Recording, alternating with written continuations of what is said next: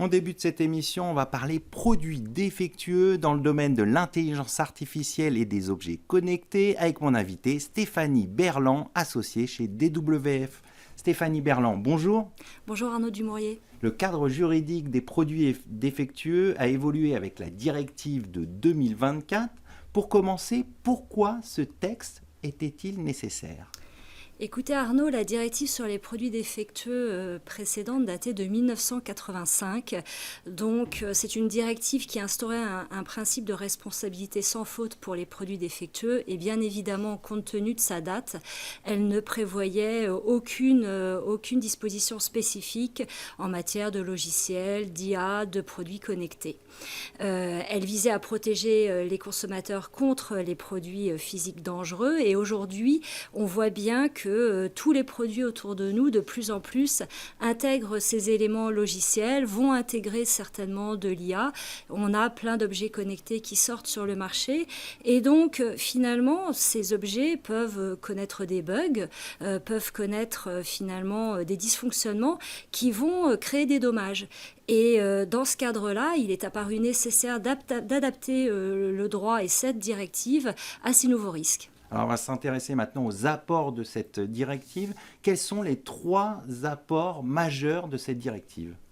Alors le premier grand apport, c'est évidemment d'élargir cette notion de produit pour intégrer dans cette notion de produit les logiciels, les systèmes d'IA et les services numériques de manière assez large pour faire en sorte que justement ils soient couverts et dans le champ de cette directive et que tous les défauts associés puissent également être couverts par cette directive. On peut parler de problèmes de sécurité, puisqu'on est en droit d'attendre un certain nombre de sécurités aujourd'hui de tous ces produits. Et le deuxième grand apport, c'est finalement du coup d'étendre la responsabilité des acteurs aux nouveaux acteurs qui vont être finalement concernés par ces produits numériques. Donc ça va être le développeur du système logiciel, l'intégrateur d'une solution logicielle ou celui qui va fournir la mise à jour. Ces nouveaux acteurs doivent aussi rentrer dans le champ de cette responsabilité sans faute.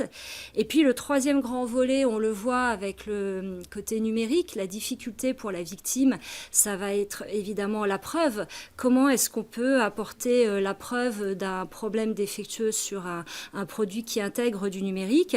Et c'est là où la directive de 2024 va instaurer des présomptions de défaut, de lien de causalité entre une faute, un dommage. Eh bien, on va avoir finalement un lien de causalité automatique lorsque la faute, on va dire, revêt une dimension numérique. Et puis un autre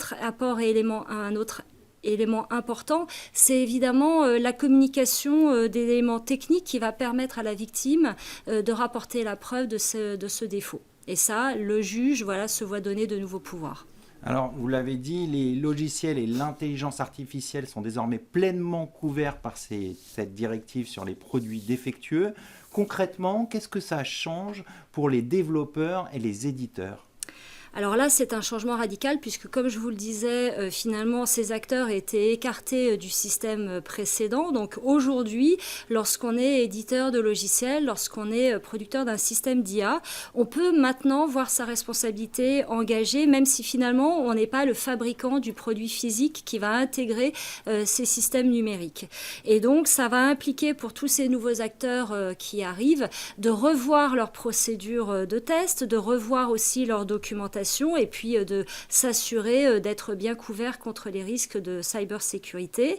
Et un dernier aspect mécaniquement juridique, ça va être aussi de revoir les conditions générales de vente et peut-être même leur police d'assurance. Alors, je voudrais revenir sur un autre point que vous avez signalé. La directive allège le fardeau de la preuve pour les victimes. En quoi est-ce un tournant dans les litiges techniques ou complexes ? C'est un tournant parce que finalement, on voit bien aujourd'hui qu'il peut y avoir des cas de plus en plus complexes qui arrivent lorsqu'il peut y avoir un produit défectueux et un dommage corrélatif. Dès lors que justement le produit défectueux intègre un service numérique. Et finalement, aujourd'hui, vous pouvez avoir par exemple une IA médicale qui va se tromper. C'est effectivement très difficile pour la victime d'arriver à prouver exactement ce qui a dysfonctionné. Et c'est là où la directive autorise justement désormais au juge à demander des éléments techniques au producteur du système d'IA ou de l'élément logiciel. Et ça sera à lui à ce moment-là effectivement de pouvoir fournir cette documentation pour se dédouaner. Puisque finalement, dans le dernier rapport de la directive dont je vous parlais, et c'est là où ça consiste effectivement dans une véritable révolution, c'est qu'il va y avoir une présomption de lien entre le défaut et le dommage. Si vous arrivez en tant que victime à pouvoir prouver que vous avez subi un dommage et de montrer que le dommage, vous considérez qu'il est causé par tel produit dont vous arrivez à démontrer le défaut, finalement, la directive va établir un principe de causalité qui va vous permettre d'être considéré comme victime. Et voilà, il y a différents cas de figure comme ça qui peuvent contribuer à rendre finalement les recours plus accessibles pour ces potentielles nouvelles victimes. Alors maintenant, on va s'intéresser à un autre aspect, les conséquences pour les entreprises. Quelles précautions doivent prendre les entreprises à partir de maintenant dans leurs contrats, dans leurs procédures de mise sur le marché ou leur mise à jour logicielle ? Alors c'est vrai qu'aujourd'hui, toutes les entreprises qui vont fournir des services numériques qui vont être amenés à être intégrés à des produits, elles doivent dorénavant parfaitement documenter les étapes du développement de leurs produits et aussi du suivi des produits. Elles doivent également revoir leurs contrats pour bien mettre en œuvre des systèmes de garantie, notamment avec leurs sous-traitants pour que les mécanismes de responsabilité soient clairement définis. Et puis de manière aussi pour le service après-vente, on va dire, pour ce qui concerne les mises à jour. Dès lors que vous pouvez avoir une responsabilité qui est engagée par la mise à jour de votre logiciel, eh bien, il importe de véritablement aussi documenter ces mises à jour pour ne pas se voir reprocher un défaut après la vente. Alors on va s'intéresser maintenant au champ d'application. Est-ce que cette directive, elle concerne uniquement les professionnels ou elle intéresse également les consommateurs ? Alors c'est une directive qui va viser tous les utilisateurs en fait, quel que soit leur statut, consommateur ou professionnel. Et donc c'est un point effectivement important puisque aujourd'hui même une entreprise qui achète un logiciel qui s'avère défectueux va pouvoir bénéficier de ce régime de responsabilité sans faute et donc se retourner vers la personne qui lui a vendu ce produit plus facilement. Alors on imagine aussi qu'il y a des conséquences pour les assureurs. Concrètement, est-ce que les assureurs vont devoir revoir leur modèle de couverture et quels sont les nouveaux risques que cette directive met en lumière ?